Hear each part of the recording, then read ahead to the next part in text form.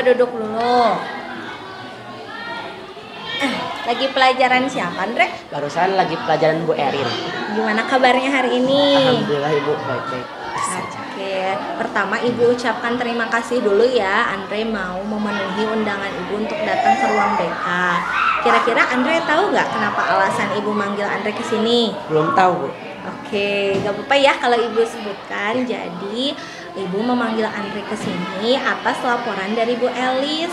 Katanya kemarin Andre tidak sempat mengerjakan tugas pelajaran prakarya. Apa itu betul atau tidak? Betul, Ibu. Nah, semua orang pasti pernah punya kesalahan ya, Andre ya. Bahkan Ibu juga sering banget ngelakuin kesalahan. Tapi Ibu yakin Andre tuh punya alasan kenapa Andre berbuat seperti itu atau sampai tidak mengerjakan tugas. Kira-kira Andre mau cerita nggak ke Ibu alasannya apa? Boleh, Bu, boleh, Bu. Jadi gimana? Ya kan jadinya tuh ada tugas ya di pelajaran minggu kemarin itu udah dikasih tugas. Nah, kebetulan kemarin tuh kan ada kegiatan LDKS ya, Bu. Sebelum pelajaran sekarang itu kemarin tuh kan pelajaran di Bu Elis. Sebelum pelajaran Bu Elis itu ada kegiatan LDKS, yaitu kegiatan OSIS. Nah, aku tuh udah lupa gitu ya sama tugas Bu Elis tuh karena sibuk gitu ngurusin LDKS. Iya. Nah, dari sepulang LDKS tuh aku tuh ingat sore-sore tuh pulang LDKS. Nah, aku tuh udah ada niatan gitu buat ngerjain tugas tersebut.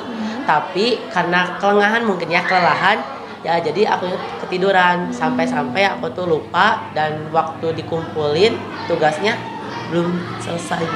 Oke, jadi karena Andre itu sebetulnya tuh alasannya itu sebetulnya nggak niat untuk nggak mengerjakan tugas ya, tetapi karena ketiduran dan juga kecapean. Nah, Andre pasti udah tahu dong konsekuensi dari peran yang Andre punya saat ini. Andre kan sekarang jadi ketua OSIS. Berarti Andre tuh punya apa ya, tanggung jawab yang lebih ya? Ya gitu ya? Ya.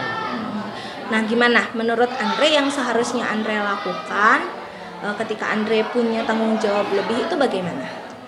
Ya, seharusnya sih aku juga harus pinter-pinter bagi waktu ya. Kalau ada tugas ya dikerjain dulu, dan kalau ada tanggung jawab OSIS ya harus ngejabani gitu. Jadi pelajaran yang bisa diambil gitu ya dari kejadian ini, bahwa biar tidak terulang kembali, aku tuh mau belajar gitu dari kejadian ini. Kalau ada tugas jangan ditumpuk-tumpuk gitu, mau langsung aja dikerjain gitu. Jadi takutnya kejadian ini terjadi lagi. Dan aku pun biar masalah ini gak panjang gitu sama Ibu Elisnya, aku pun sekarang mau minta maaf gitu ke Bu Elisnya. Tapi ternyata Andre tuh udah tahu apa yang harus Andre lakukan. Tapi tadi mudah-mudahan apa yang Andre yakini dan apa yang harus Andre lakukan itu betul-betul dilakukan ya sama Andre, biar kedepannya tidak terulang lagi. Terima kasih sekian ya Andre dari Ibu, mudah-mudahan ada manfaatnya obrolan kita hari ini. Ya Ibu, terima kasih Ibu Ya, atas silakan kembali ke kelas. Ya Ibu, terima kasih ya Ibu. Ya. Assalamualaikum. Waalaikumsalam.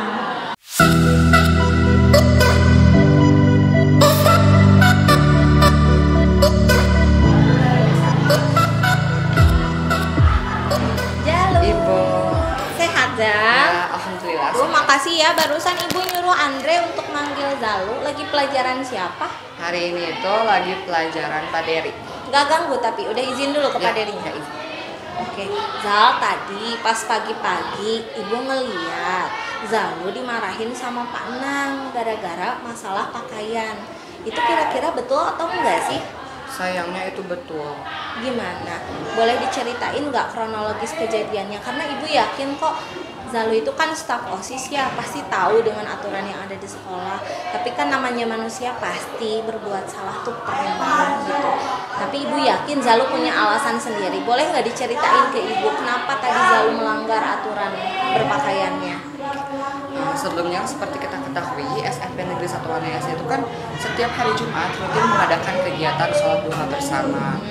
Nah, sebelum melaksanakan kegiatan sholat duha itu, guru-guru, staf tata usaha, beserta staf OSIS sering melakukan kegiatan olahraga, senam, kebugaran, lari, dan lain sebagainya. Nah, pada malam sebelumnya, saya telah nge-WA Ibu, ngechat Ibu, bilang kalau misalkan aku boleh gak sih pakai jaket. Kebetulan suasana di pagi hari itu sejuk. Iya. Nah, jadi yang ada di pikiran Jalu itu, jaket besok pakai jaket gimana ya, orang-orang apakah akan ngeliatin aku, apakah aku akan menjadi pusat perhatian. Itu yang membuat aku OVT gitu. Tetapi aku juga ingin menggunakan jaket seperti itu. Iya. Hingga pakaian yang seharusnya Zalu gunakan yaitu pakaian muslim tersisihkan. Terlupakan. Iya. Jadi Zalu memerhatikan ngaca lagi, cocok gak sih model jaketnya yang mana nih kayak gitu. Tapi pakaian-pakaian yang seharusnya Zalu gunakan muslim itu kayak oh yaudah ini aja deh, gak usah repot-repot. Yang padahal itu adalah pakaian terpentingnya sebagai Zalu seorang pelajar. Tapi Zalu merasa nggak ternyata oh iya itu tuh salahnya Zalu juga gitu karena tidak prepare, atau Zalu tadi justru merasa marah dengan Pak Enang ketika diperlakukan seperti itu? Tidak. Jadi sebetulnya ini sepenuhnya kesalahan Zalu kurang memerhatikan pakaian yang seharusnya aku kenakan lebih panjang waktunya. Kalau misalkan baju jaket itu kan hanya digunakan dari jam 6 hingga jam 7 kurang, tidak 1 jam. Tapi pakaian muslim itu digunakan hingga waktunya pulang, jadi lebih panjang waktunya. Dan bila ditanya marah atau tidak kepada Bapak Enang, sejujurnya tidak. Saya tahu perasaan Pak Enang menegur saya karena Pak Enang itu sayang kepada saya dan ingin memberikan sebuah kayak ngasih tahu kalau aku itu adalah staf OSIS, model sekolah lah bisa disebutnya. Jadi titik pusat orang-orang itu melihat OSISnya gini gitu, masa kita gini. Jadi OSISnya rapi ya, berarti kita juga harus rapi, mereka akan merasa malu. Tetapi kalau misalkan pakaian Zalu yang kurang pantas bisa disebut, mereka pun akan berpikir OSISnya aja seperti itu, berarti aku boleh dong.